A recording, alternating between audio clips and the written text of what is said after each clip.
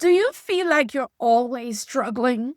Like life is one big uphill battle with barely enough time for you to catch your breath? Is that you? So we've all heard the saying, the struggle is real. So much so, it has become like a mantra, like a hashtag, a way for us to bond over how hard life can be.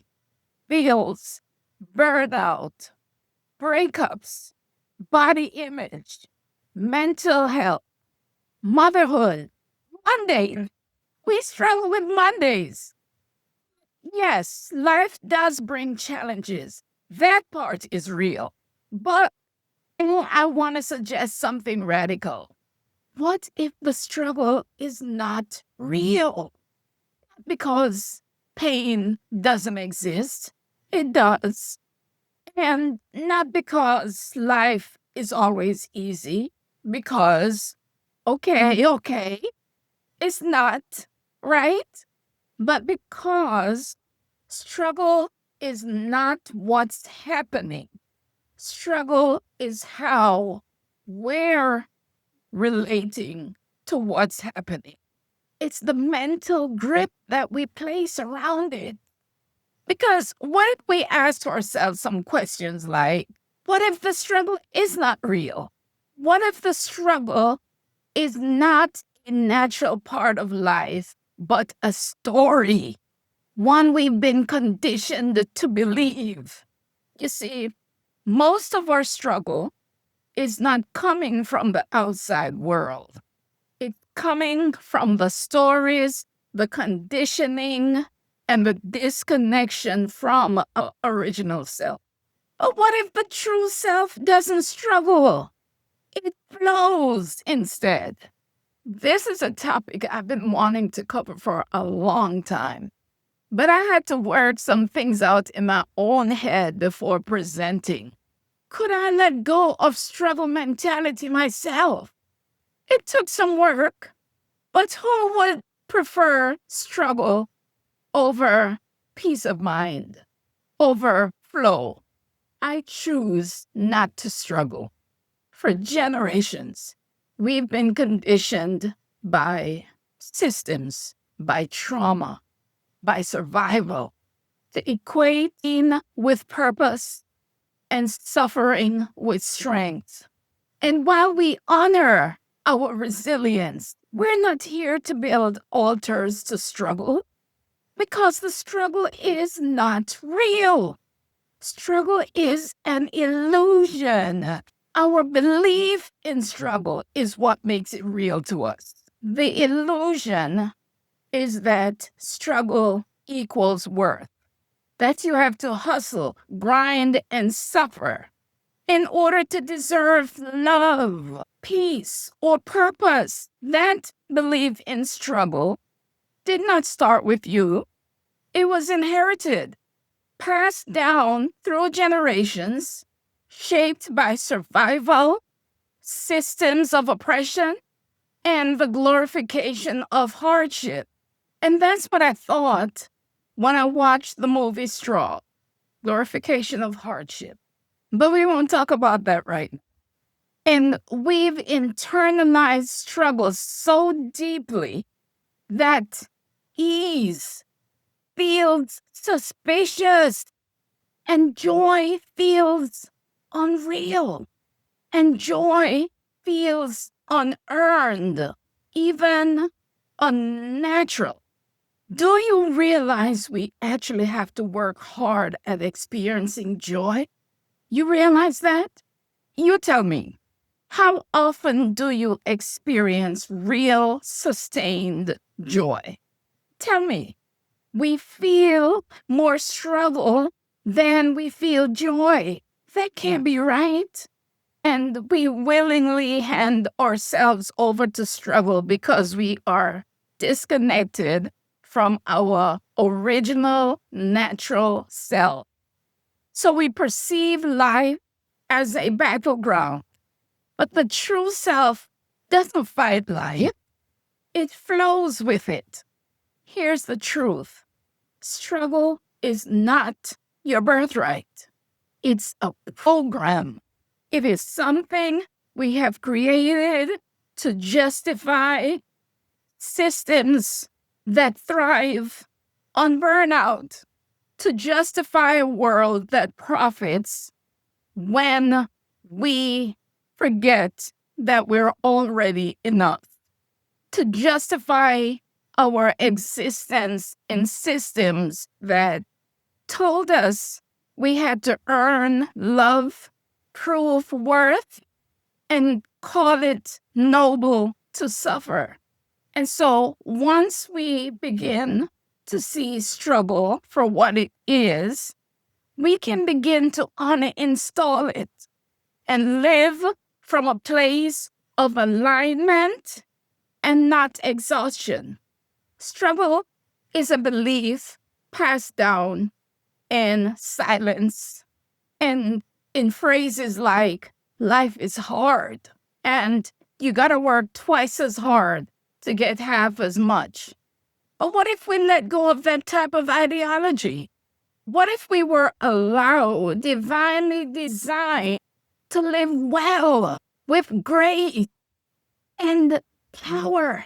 This episode is called The Struggle is Not Real. And that's not just a catchy title. It is a radical reframe. Don't let that just be a cute saying, the struggle is not real. Make it reframe your thoughts on the topic of struggle. Well, welcome to the Big Up YuSelf show. I am your host, Winsome Alexander. And today we're unlearning a powerful illusion that the struggle is real, that struggle is just the way it is. Welcome to the show. And if you're not yet subscribed, please take a moment and do so now. Help us to get to 1,000 subscribers. The content here is fire, y'all. It's good stuff. Subscribe, like, and leave comments.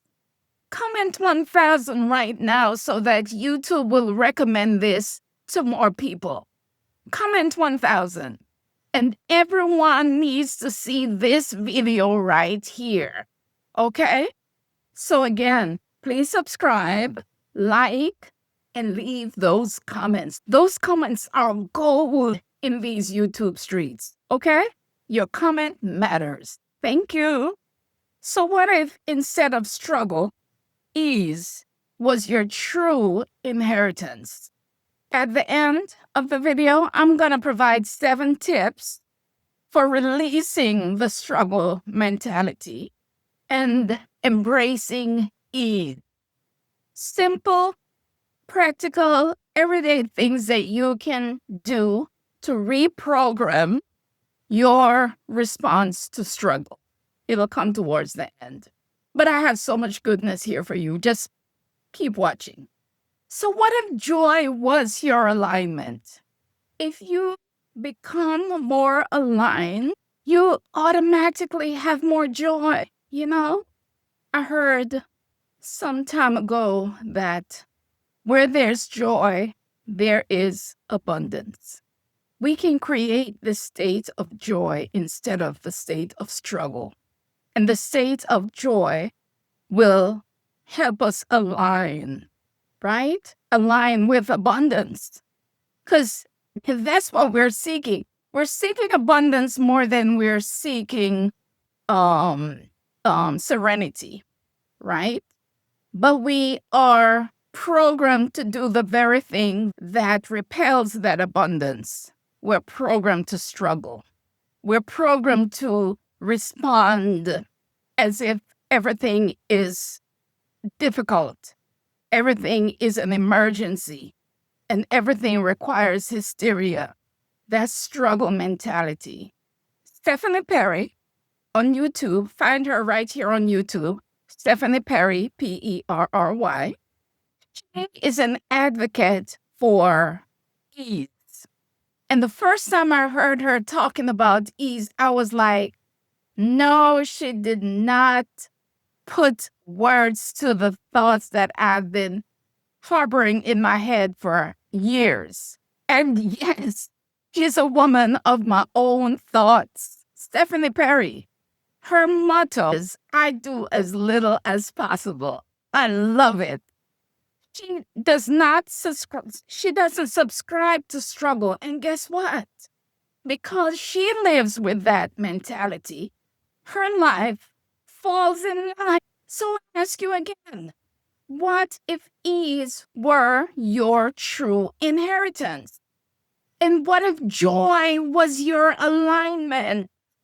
Me and one of my sisters years ago were watching a movie about household robots that they create to help you with household chores and stuff.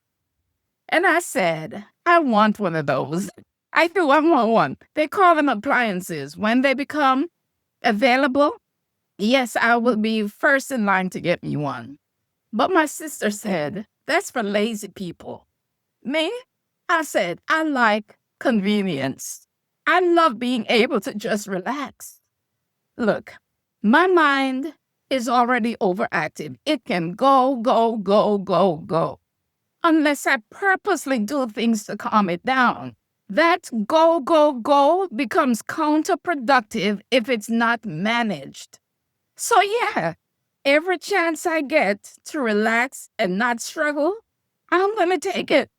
Some feel like if we're not constantly in that hamster wheel, we're not progressive or we're not productive. No, ease, relax, and consider, what if you were allowed, designed to live well, with grace, flow, and power? This doesn't have to be a bypassing reality. We can rewrite the script that told us that suffering was the only way. If your mind is begin to reshape around struggle, type in the comments, the struggle is not real. If you're rethinking struggle, type that in the comments, the struggle is not real. You should say it until your mind believes it. We are not here just to survive. We are here to enjoy the fullness of being, to big up ourselves. Yeah, let's talk about it. What if struggle is a conditioned mindset and not a spiritual truth? This episode challenges the normalization and even the glorification of struggle and hardship, especially in Black communities and other marginalized groups. So I invite us to challenge normalizing struggle and offer a new lens of spiritual sovereignty, ease, and alignment. We're debunking the struggle gospel. Yeah, that's a gospel that we've been fed. We've been sold the idea that struggle is noble or even necessary for growth, that unless you're grinding, you're not earning your place. This struggle gospel teaches us that exhaustion equals virtue and that ease somehow makes you unworthy. But in truth, struggle is not the only path to strength. Listen, rest, clarity, and alignment are just as powerful. And generational trauma have normalized struggle. Under capitalism, your worth is measured by productivity. So if you're not hustling, you're seen as lazy or failing. Colonization reinforced this by violently stripping people of rest, agency, and identity, replacing them with systems that glorified labor and suffering. We've learned these things through generations, passing down this idea. That's how they were programmed to suffer to labor. Yeah, over time, this trauma became generational. Oh my God. We've been so programmed. Many of us inherited the idea that struggling is simply what life is, especially if you're Black, brown, or marginalized. But there's a danger in spiritualizing struggle. In spiritual places, we often hear everything is a lesson, or your pain is your path. And while meaning can be found in hard times, glorifying struggling can keep people stuck.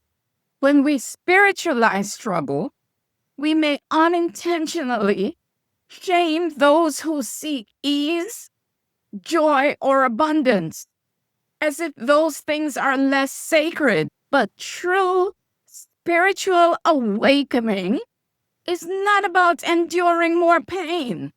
It's about remembering your divine right to peace, prosperity, and liberation. We have made struggle part of our identity. Many of us have unconsciously wrapped our self-worth around how much we've endured. Struggle becomes not just something we go through, but something that we believe defines us. I am strong because I've suffered. We share our trauma stories and audiences say, wow, you're amazing. You suffered so much. But if a person shares a story about how they've never had to struggle, that story is not as valued, right? When pain becomes our identity, we may resist healing because deep down we fear, who am I without the pain and the struggle? And I know this to be true because I used to be like that. And still, when I visit groups that host survivors of childhood trauma, my heart continues to break for those people in those groups. And I'm glad those groups exist so that they can express what they're feeling. But so many survivors in those groups are resistant to healing. They feel like they will never heal, that they will always hurt. And for that same reason, many of them remain in abusive situations.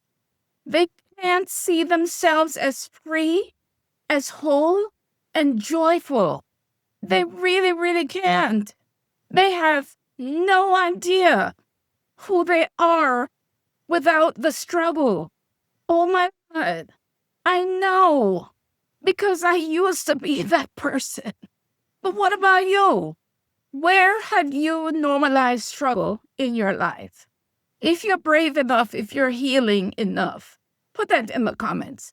Where have you normalized struggle in your life? Take a good look and see. Are we addicted to hardship because peace feels unfamiliar? Sometimes peace can feel so foreign that it actually feels unsafe. We get anxious when things look peaceful and calm. We don't trust that calm. We're waiting for the other shoe to drop. But what if we could live without waiting for the other shoe to drop? We get anxious when things feel peaceful and calm. We sometimes jeopardize that peaceful reprieve. But what would it like to live without always being ready for the other shoe to drop? We've been conditioned to be on guard all the time, to wait for the next blow. So ease feels suspicious, like a setup. And this creates a cycle where we continually choose chaos or sabotage peace, not because we want to suffer, but because suffering is what we know. How do we shift from surviving to soaring, which is what our souls and our spirits were meant to do, to soar? If you're truly tired of struggling and want to shift from struggle to alignment, towards the end of this video, I list 7 practical tips that will help. Oh, I think I'm going to throw in a bonus. I forgot about this part. I'm going to throw in a bonus at the end. I'm going to invite you to work with me to come into alignment and release struggle. So, let's talk about reprogramming your nervous system for ease and peace. When your nervous system has been trained by trauma, stress becomes your baseline.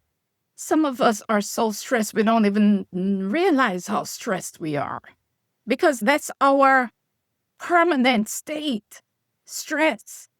And so when we live in that state, in that condition, calm and peace can feel suspicious or even triggering.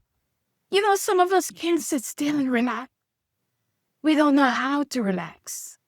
Always needing to be moving, always needing to do something, always have to hear something, noise, can't be alone. And I'm not talking about people with real mental struggles, right?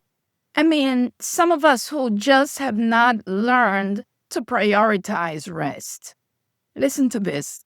Reprogramming means teaching your body that safety, softness, and stillness are not signs of weakness, but signs of arrival. Through practices like breath work, oh my gosh, how many of us stop to do some breathing, some deep breathing during the day? How many of us during the day stop and just breathe? We don't even think about it. Some of us, when we get anxious and we're told to do some deep breathing, we say, oh, that doesn't do anything. We feel like it doesn't do anything because we're not accustomed to practicing it. The more you practice that, the more you realize it's doing a lot. Yes, it's doing a lot. Your body is wired to respond favorably to deep cleansing breath. They do calm the nervous system, but if you insist on staying fired up, you can't even experience the benefits of deep breathing. It's working inside of your body, but it's like you can't experience it. When we practice breath work, somatics, and loving self-talk, we create new patterns that say it's okay to thrive. When you are tempted to acknowledge and give energy to struggle, do some of these things, okay? Look for easier, less stressful ways of accomplishing things. Some of us actually use anxiety to help us get through the day, to accomplish things. I realized that about myself years ago, that I was almost reliant on anxiety to help me get through stuff. We do it unconsciously because we are so programmed for anxiety and struggle. I've got anxious family members who talk incessantly instead of practicing breath work as coping skills or working with a psychologist, a therapist. They talk to us in the family and we can't help. We're not professionals. They wear us out with their chatter and we can't help them. And they refuse to go see a psychologist who could help them. I'm a great listener. I pride myself on being a great listener, right? But even I have my limits. And while you refuse to go see a therapist, your incessant talking is an invasion of my peace, of my space. I say this lovingly, because I know that many of us don't observe our own boundaries. And we'll talk about that as one of the ways to release struggle. We'll talk about that later on. Yeah. And even the therapist has time boundaries, you know? I can't talk to the therapist, even though I pay him for an hour. I can't talk to him more than 45 minutes. At 45 minutes, he's letting me know that's the cutoff time. But my family members want to talk for hours. I'm not saying there are not times when I am available and willing to listen for hours. The point I'm making is we have access to professionals who can actually help us with that anxiety. But for some reason, we prefer to struggle instead of addressing the anxiety. And some of the times we just don't recognize. We are so accustomed to living with anxiety, we don't realize that we are anxious. Struggle mentality keeps you in a state of anxiety. If you are struggling from anxiety, you can't overcome the struggle mentality. That anxiety needs to get checked. Struggle goes hand in hand with anxiety. Check the anxiety in order to heal the struggle mentality.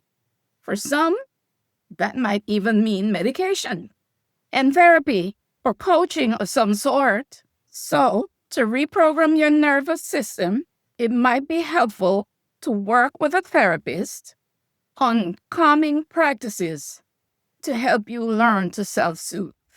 My therapist teaches me some somatic practices to help me with anxiety. There's a technique too called PRT, progressive relaxation therapy.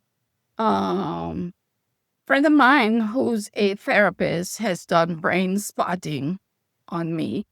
Ask your therapist about that, brain spotting. And then most recently, I've been using one of the vagus nerve stretching techniques. I'm going to show you. She says, this one, I like it a lot because it works fast. Now, I'm no therapist. Let me just say that, right? See your own therapist. Don't practice this without counsel of your own therapist. But I'm just going to show you what she taught me that really helps for me. Do this. Cross the hands behind your head and spread the elbows wide and look to the left without turning the head. Look to the left for like 30 to 60 seconds and then look to the right without turning the head for like 30 to 60 seconds. And when I do this for 30 to 60 seconds or a little longer, I always end up yawning or sighing, releasing tension, right? Again, I'm no therapist. I'm not even suggesting that you practice this without advice from your therapist. I'm just showing you one of the things I do. Anxiety. All right. Okay. Yeah. But what would it look like to live without waiting for the other shoe to drop? It means waking up without dread. You ever wake up in the morning and you're already anxious? What the heck is that? You were just sleeping in your bed, right? And you wake up anxious? Oh my God, that can't be right. Making decisions from desire and allowing joy without guilt. Some of us have guilt around feeling joy. Oh my goodness. Some of us have guilt around feeling joy, living without waiting for the other shoe to drop.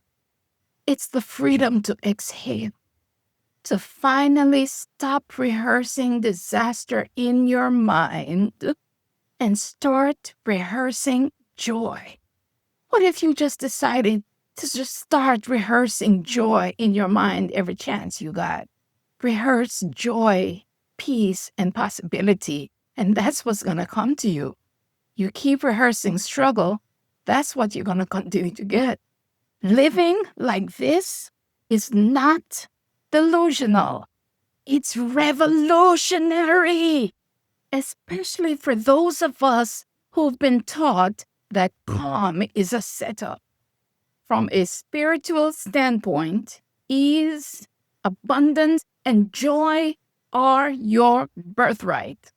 At the soul level, you were not created to struggle your way into worthiness. You came into this world whole, radiant, and enough. Ease, abundance, and joy are not luxury. They are the natural state of a spirit in alignment. The struggle is not your initiation. It's often the illusion that keeps you from remembering who you really, really are. So how can we return to flow, intuition, and divine timing? Returning to the original you that rejects struggle means unlearning the rush, the force, and the grind, and beginning to trust the rhythm of your own spirit again. Flow is not passive, my friends. It's powerful. It's listening inward and moving in alignment instead of fear. When it looks like hell is breaking loose in your life and things are not going like you want them to, you might need to learn to surrender to the natural alignment. When you trust divine timing, you realize you're not late, you're not behind, you're not lacking, and you're not lost. You're just being guided. So hard work versus divine alignment. Hard work is something that gets taught to us. We hear it all the time. You got to work hard. They tell us to work hard so we can be successful, and they praise hard work. No, I don't care for hard work. I don't want to work hard. Work smart, yeah. Do a lot of work, sure. But hard work, I reject that. I no longer believe in hard work. If it's hard, then I'm not doing the right work. I need to change the work to something easier. Or I need to change how I look at the work. In my business, one might say I work hard. I say I do a lot of work, but I refuse to work hard. If it starts to feel hard, I'm taking a break. I'm slowing down, or I'm switching to something that's easier. I'm reprogramming my struggle mentality. But what's the difference between effort and unnecessary struggle? Effort comes from inspired action. It flows with a sense of purpose, even when it requires discipline. Struggle, on the other hand, often feels like swimming upstream, exhausting, misaligned, and distant from joy. When you're in divine alignment, your energy is used wisely, not used forcing what isn't meant to be. So, my visualization clinic addresses this alignment that alleviates some of the struggle. And we say, we don't chase, we visualize, we align, we allow, and we create. We don't struggle. Create ease for yourself. Struggle is a sign that you are out of alignment, and every effort must be made to get back into alignment. Alignment might not feel like everything is perfect, but there should be more moments of joy than anxiety and disorientation. Now, I invite you, put in the comments, what would ease look like in your life? Put that in the comments. And if you're watching and you haven't subscribed, please, I invite you to subscribe and like the video. Thank you. So the myth of no pain, no gain. Yeah, it's a myth. We've been conditioned to believe that only through pain do we earn our blessings. But grace is not something to fight for. It's something you flow with. Real power isn't in how much you suffer, but in how deeply you listen, trust, and respond. When you realign with divine timing and truth, life becomes less about pushing and more about receiving. Let's look at some ancestral wisdom and breaking cycles. Honoring the sacrifices of our ancestors does not mean replicating their hardship. Our ancestors endured so much so that we could have a different story. Not so that we could carry the same weight, but so we could lay it down. Honoring their journey means evolving the legacy, not repeating the suffering. You are their answered prayer. You their wildest dream realized. And that means you are allowed to live in ease, to rest without guilt, to heal deeply, and thrive unapologetically. You are the dream they fought for. You're allowed to rest, to heal, and to enjoy.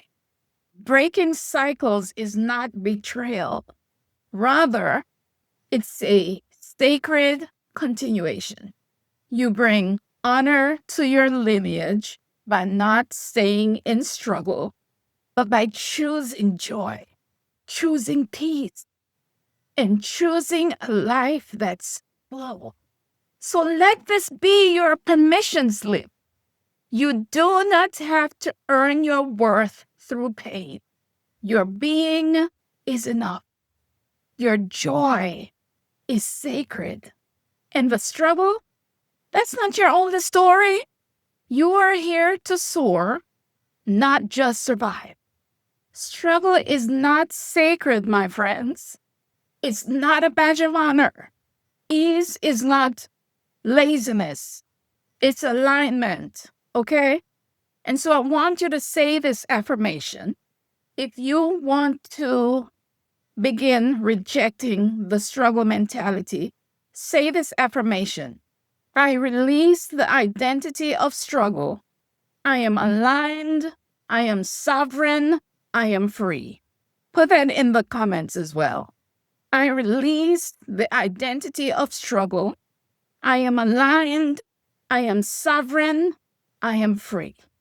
And I'm going to ask you, where have you normalized struggle in your life?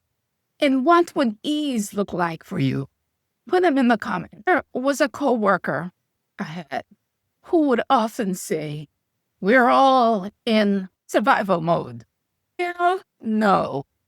I refuse to acknowledge survival mode, no matter what my circumstances look like. I firmly believe I am living an abundance lifestyle. Does that mean I have everything I desire? In the physical reality, no. But right this moment, I have everything I need. That to me is abundance. And I have so much more than millions of people in the world. For that, I am always grateful. Gratitude melts, diminishes struggle. Somebody somewhere would look at my life and wish and pray that this could be their life. I'm well aware of that. So as far as I'm concerned, I am living in abundance. I insist on saying I live in abundance. I live an abundance lifestyle. Stop claiming that you're in survival mode, or else that's what you're going to continue to call into your life. I don't care if you have to borrow the rent. I don't care if you get evicted. We don't want these things. No, nobody wants these things. What if you had to get your meals from a soup kitchen? Absolutely don't wish these things for you. Absolutely not for any of us. But some people somewhere in the world don't even have access to that. They would say your life is abundant because you can get a meal at a soup kitchen every day, or you can go to a food pantry and pick up some food. Someone would say your life is abundant. They would readily trade with you. Think of people in war-torn countries, wandering in refugee camps, unsure of food, water, toilets, showers, don't know when the next bomb is going to take them out or their family members out. Some people's bodies are wrapped in pain daily. These are people worse off than you. Don't claim survival mode. If anybody should claim survival mode, it would be those people. And yet, it's our perception of the situation, the mental story that we tell ourselves about the situation. That is where the suffering is, in here. So, in order to alleviate struggle and suffering, look for the positives. Somewhere in there, there is a positive. Somewhere in there is abundance. If all hell is breaking out around you, and for this moment you still have life, that's abundance.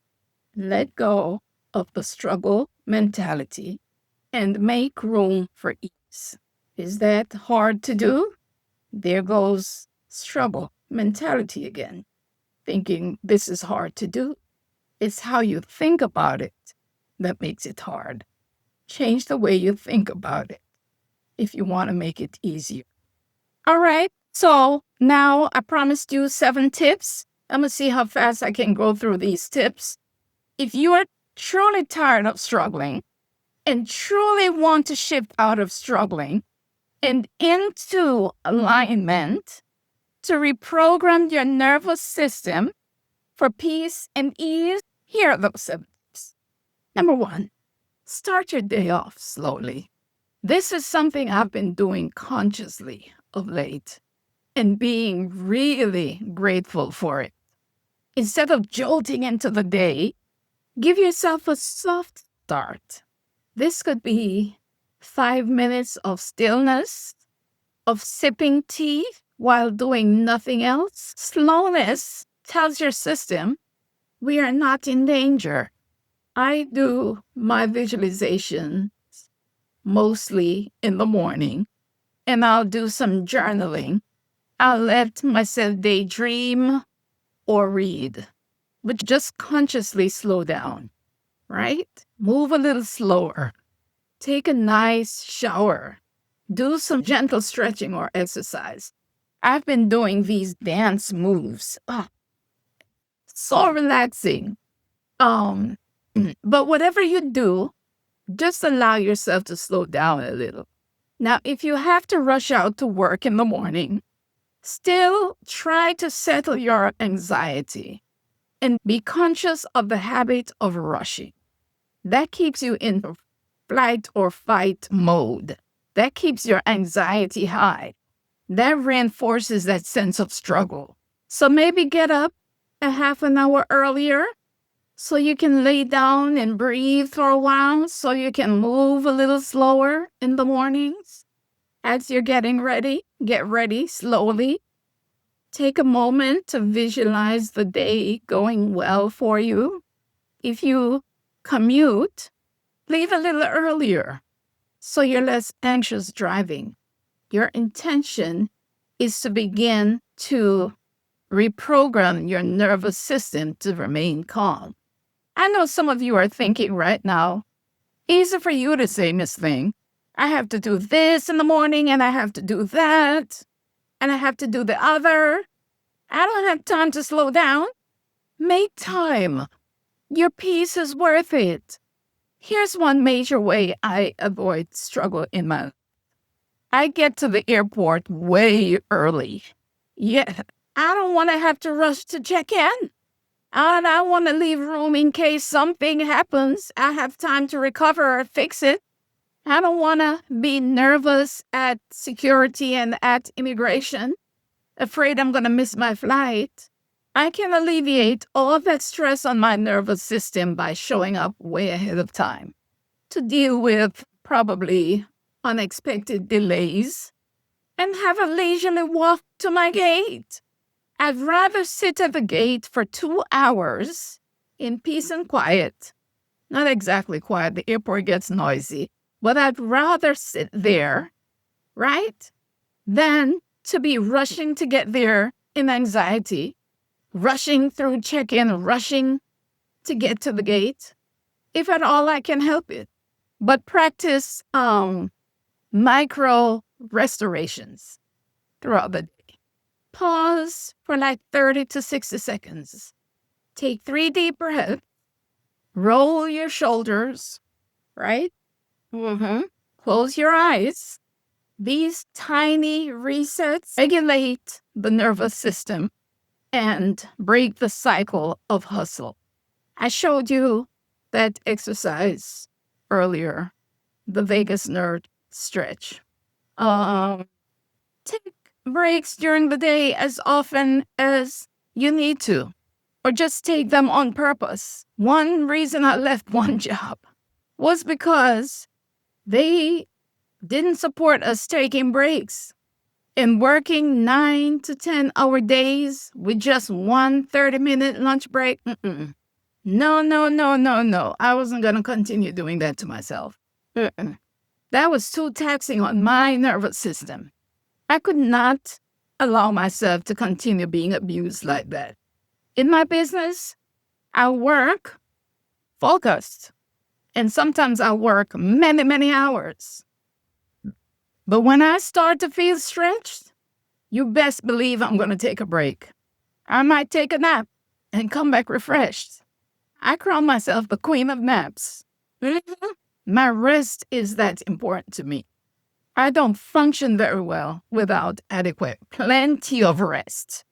Another tip, your boundaries. Say no without guilt. Lisa Nichols says no is a complete sentence. You don't even have to explain your no. I know some people who will habitually put themselves out of the way to accommodate other people and then complain about it. Complain about it over and over, blaming and berating the people for asking and taking advantage of them. But they still keep doing it, making themselves miserable, creating hell for themselves over and over and over again, wearing themselves out instead of saying no. Afraid they'll be disliked, afraid they'll be talked about, people pleasing and not pleasing themselves. Let them people talk, but also let them respect you. Let them know what not to expect of you. I'm not saying you can't make exceptions to the rule. I'm not saying you can't be supportive or considerate or helpful. I'm not saying sometimes you can't make a sacrifice to help somebody. I mean, don't allow yourself to be continually inconvenient and then complain about it. Ease is also boundaries. Choose rest over obligation when needed. Declining to do something for someone is not laziness or meanness. It's nervous system protection. Treasure and protect your serenity, your peace of mind, and touch and grounding. We're talking about embracing ease, how to practice ease, allow ease, reprogram yourself for ease. Touching and grounding. Place a hand on your heart or your belly when overwhelmed. Grounding touch reminds your body that you are safe here and now. You can also walk barefoot or hold something textured to reconnect with the present. Oh, I didn't tell you about my friend use in what you call that? Is that brain spotting? When we use a spoon, we place a spoon on the part of your body where you feel the anxiety. I guess I probably should not be explaining these things because I'm not no therapist. But anyway, these are some practices that I'm learning in therapy to combat anxiety.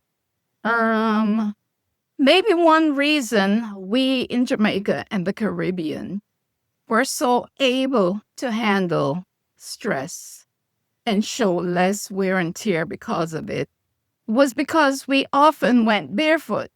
I still go barefoot every chance I get because it helps me feel connected. Then you want to replace harsh inner talk? Notice when you're speaking to yourself in stress language, like, I have to, I should be doing more. Swap it out for supportive language like, I'm choosing rest. I'm allowed to go slow. I deserve ease. And practice receiving. Let people help you. Say yes to support. Let ease in. Even if it feels uncomfortable in the beginning, it's reprogramming your body to trust softness. I have an acquaintance who's constantly giving to me, takes great pleasure in sharing with me, but has the hardest time accepting from me. I've seen this a lot, where the most giving people have the hardest time receiving. I have a sister like that, extremely giving, but I have a hard time receiving. But let people help. Don't be always cleaning the house by yourself. Other people live there too. Let them help. Ask them to help. Some of you can afford to pay someone to clean the house, but you insist on wearing yourself out doing it all by yourself. Pay somebody to do the cleaning so you can relax. You don't have to do everything all by yourself all the time. Pay for help in other areas too. When people are good to you, when people are kind to you and want to share with you, accept it as abundance from the universe. That reinforces more abundance in your life. That creates way for more abundance to find you. When people are good to you, yeah, accept it as abundance from the universe, handing you ease and alleviating struggle. And lastly, at the end of the day, wind down slowly. Wind down with intention. End your day with a signal that it's safe to rest. Dim the light. Light a candle. Maybe not light a candle as you're going to sleep, no. But you know what? I use the battery-operated candles now more than I use lighted candles. But maybe play calming music or journal a few sentences of gratitude. You're teaching your body that the day does not have to end in exhaustion. There are plenty of other things that we can do to reprogram our systems for ease and denounce struggle. There are some spiritual practices we can engage in, and I'd love to do a whole video on embracing ease and give you more examples. Let me make a note of that. But my clinic, my 4-hour clinic, is a great way for you to come and slow down and learn to reconnect with your original self and practice embracing ease, right? We do some spiritual ceremonies and some practices that will help reduce your anxiety and help you reconnect with your original self. The link for the clinic is in the description box. You're going to want to treat yourself to that. You've got to experience this. Me telling you about the clinic doesn't begin to describe what happens in that clinic and the breakthroughs and the transformations that happen in real time. So if you want to slow down your nervous system, reconnect with your original self, reconnect with your spirituality, If you feel out of alignment, if you feel stuck, if you feel lost, if you feel like you don't know which way to turn next, sign up for the clinic. We'll get you straightened out. We'll get you back in alignment. All right. Thank you for watching today, and I will see you in the next episode.